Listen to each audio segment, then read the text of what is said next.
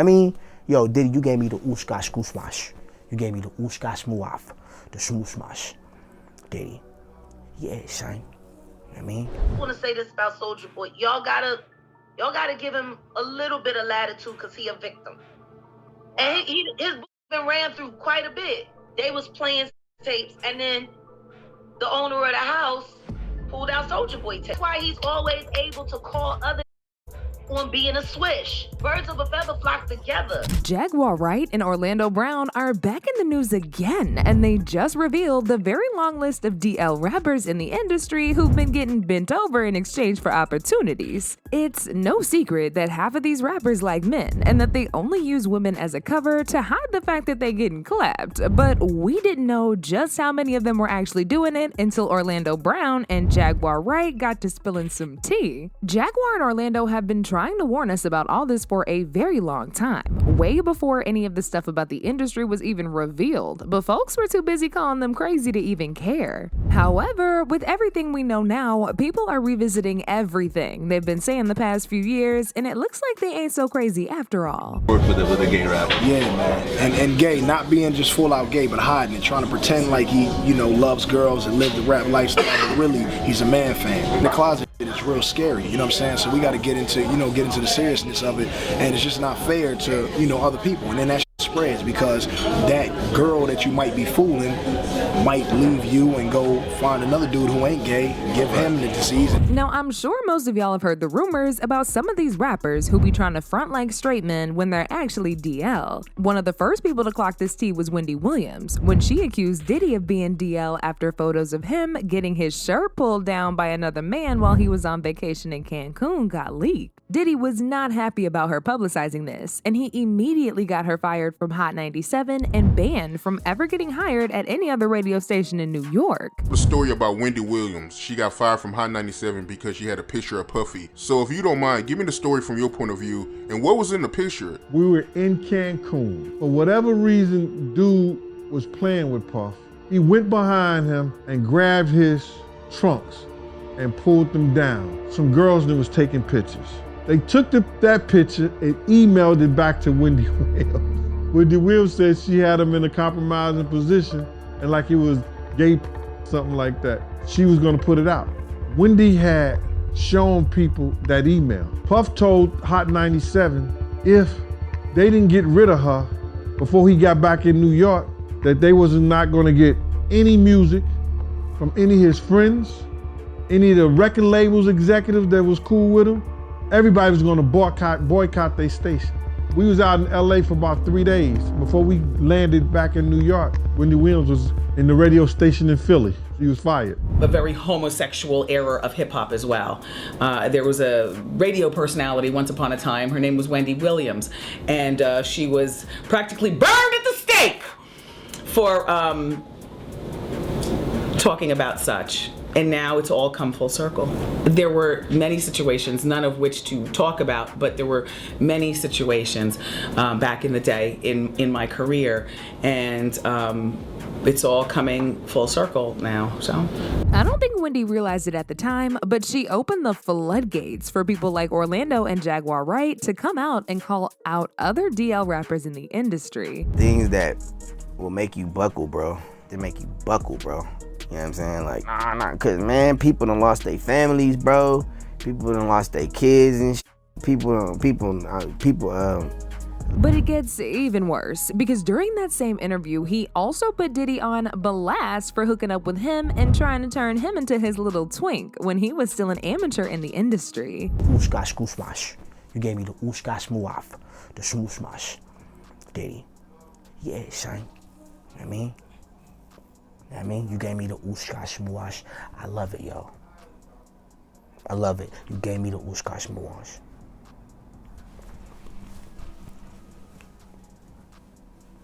And that ooshkash muash. You know what I'm talking about, Diddy?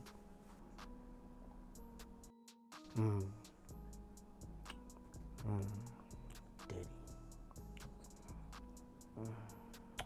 God.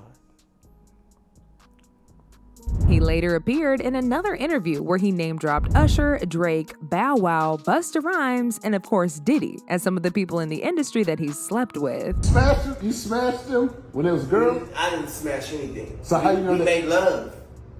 We made love. That's Who why you made love with? Diddy, Bow Wow, Busta Rhymes. You just told me you see Busta in the airport too. That motherfucker tried to act like he didn't know you. You smashed Drake? No, I never smashed. Oh, you made love to Drake. And Cat Williams. What's his name? Bro, you smashing a lot of people. What's that nigga name? Terrence Howard. Terrence Howard. Terrence Howard. Usher. Usher's a gusher. And why you not naming no? I'm telling you, bro, it's my dad's friends. My dad sicked his baddest friends on me. Who's your dad? Lucifer. And while we on the topic of Busta Rhymes, his former bodyguard recently exposed him for paying huge sums of money for there to be gay men in his VIP section. He also claimed that Busta used to have an intimate relationship with his lawyer, who also happens to be gay. Promoter homies would always say, man, you know, we gotta bring some, we gotta bring some, what they call them, I'm not gonna say it over here. They call them fun boys. They'll say, we gotta have some fun boys in the section for Busta. Cause you know, I bodyguarded for Ghostface before, you feel me? And being around him, you hear things, you feel me? I'm like, damn.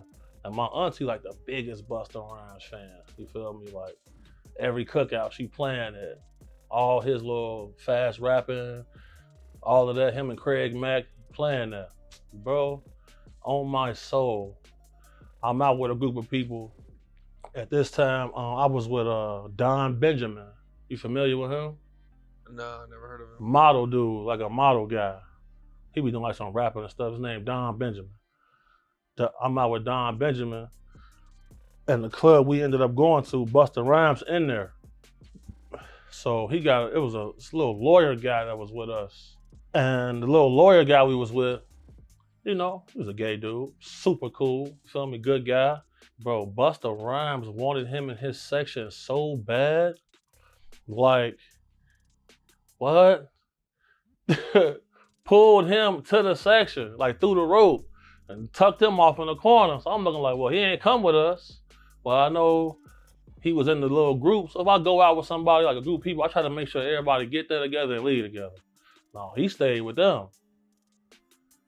He stayed in there with them, bro. For sure, bro. Shortly after this, an old video of a YouTuber telling the story about the time that Busta allegedly grabbed his hand softly and asked him to join him in the VIP, after spotting him outside the club, also started to go viral. According to the YouTuber, he thought Busta was just being generous, so he agreed to go into the club with Busta, but he actually had other plans. I'm walking across the street and Busta Rhymes just grabbed my hand. And he holding my hand. Now, I ain't know it was Busta at first. You know, Busta Rhymes tall. I'm sure I came up to about right here. So the first thing I noticed was this big flip mode chain that was blinding me. So I look at the chain and I'm like, and I look up, I'm like, oh, what's up, Busta? What's up? Now, he holding my hand the whole time. I'm like, what's up, man? He like, what you doing? And I was like, oh, me and my people, we about to go to this club around the corner. What's up, man? You know, and then I noticed throughout my peripheral vision, the side eye, this big bodyguard in black, just standing there, you know, looking around, you know, looked at me, you know, still looking around. Meanwhile, Busta still got my hand in his hand. And he says, you know, I'm about to go in this club. You know, we got a section. You know, you can come in with me if you want. And I'm like, word, for real? Like, that's what's up. Like, he was like, yeah. I was like, well, I gotta, you know, tell my people. I was like, I come in, you know what I'm saying? He was like, okay, just let me know, you know, tell them that you coming in there to meet with me. and come on up. And I was like, bet. Now, moving on to Jaguar, she's also been very loud about the DL rappers in the industry and how they take advantage of younger rappers who are just in need of help to blow up their career. I mean, she recently exposed 50 Cent for allegedly sleeping with Soulja Boy when Soulja was just getting started in the industry. The rap game since he was little, just like Weezy. Yeah.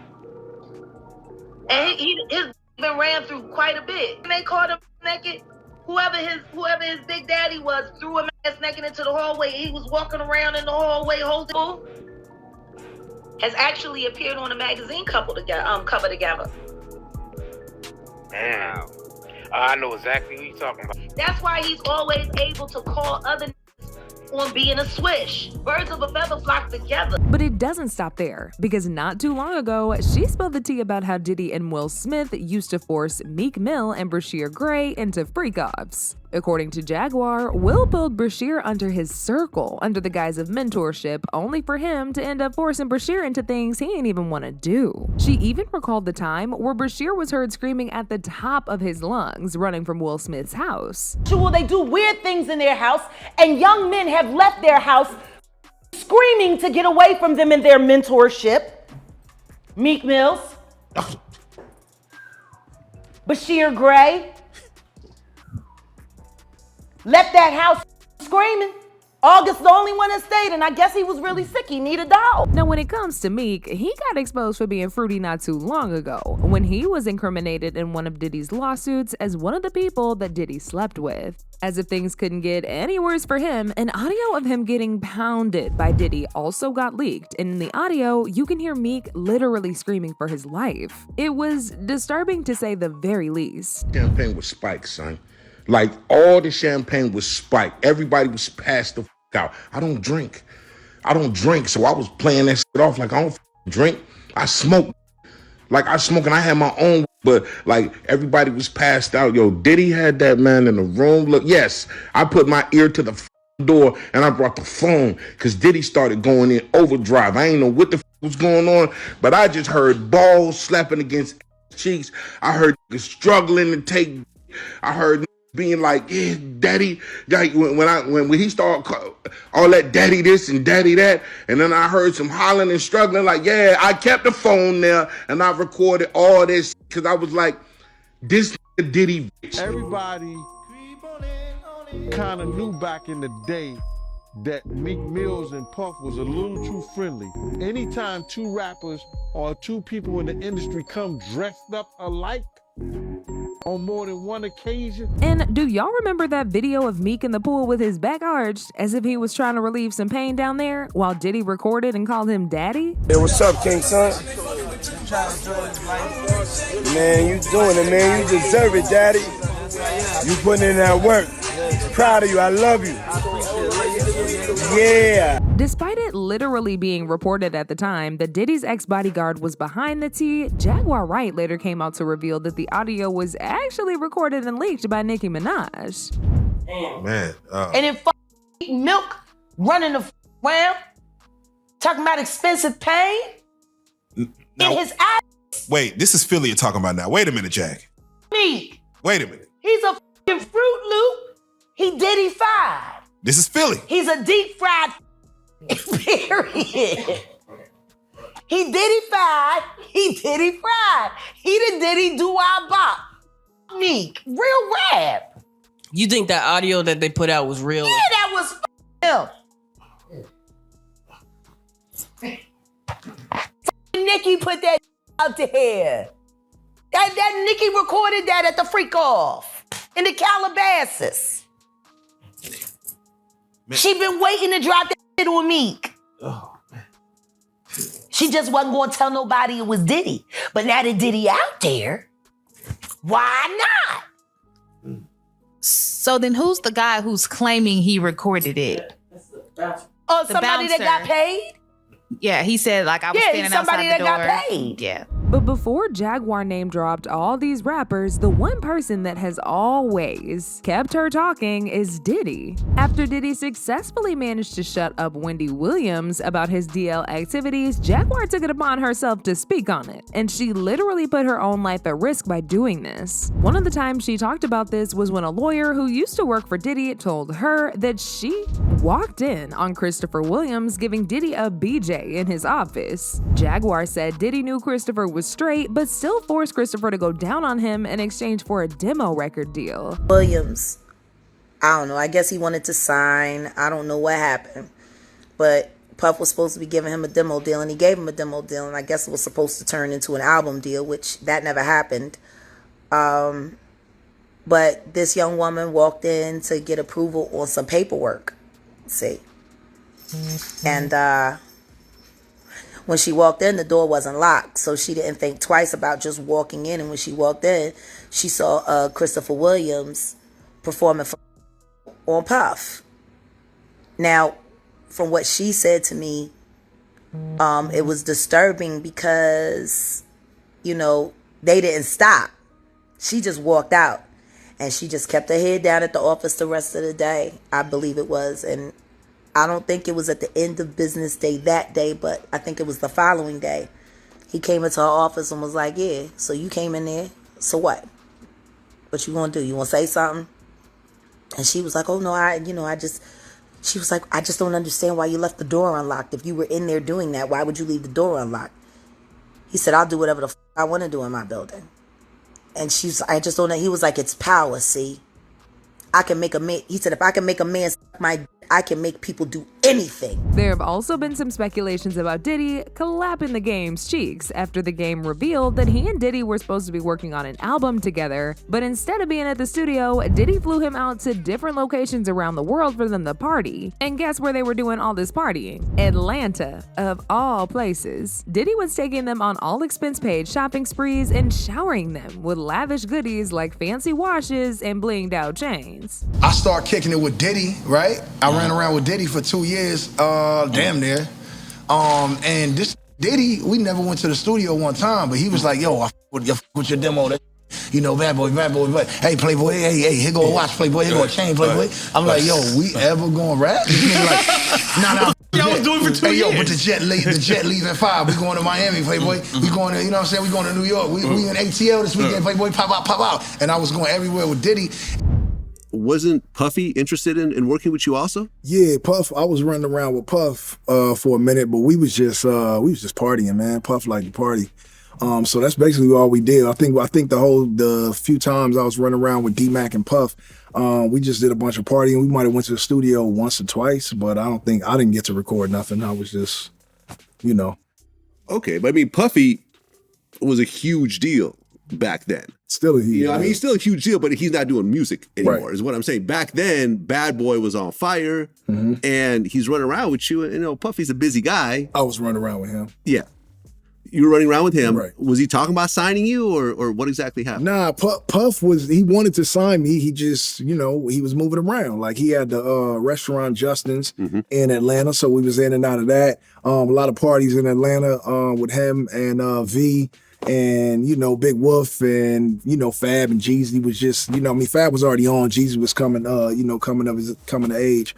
But we just party, man. Now, we all know what happens at those Diddy parties. And we also know that Diddy ain't taking no man on no shopping spree unless he plans on getting between them cheeks at some point. I mean, do y'all remember when 50 put Diddy on blast for trying to make him his boy toy after Diddy offered to take him shopping? The Puff was like, yeah, like first he was amping him to get style. Then he was like, yo, when we gonna get the chance to, you know, to kick it, like we could just hang out. We gotta kick it. This is Puff. Okay. He telling me we gotta kick it, and he was like, yo, why don't we like go shopping or some shit? I mean, like I pay for it. And I was like, what the this just saying? Then there's YK Osiris, who Diddy allegedly flew out to Jamaica with the promise of taking his career to new heights. These rumors started going around about 2021, when Diddy and YK were seen vacationing together in Jamaica. YK reposted a seductive photo of Diddy shirtless in the pool on his IG stories with praying hand emojis. He also posted a photo of him getting a massage while laying down naked with the caption, "Listening to that Diddy, eating that good fruit in the beautiful weather." A lot of folks felt like these photos were zesty as hell and accused him of being Diddy's twink. One person said, "I said to myself the moment I didn't see no female or a hint toward him being with family, I knew it was a man who sponsored the trip. I was watching all his stories of him showing himself alone in his villa, like he was not there with a woman or working or even with his family. My gut said he acting like a female who's on a paid trip and taking videos and photos to savor the moment. I thought off the top of my head it was an exec for sure. Didn't know it would be Diddy."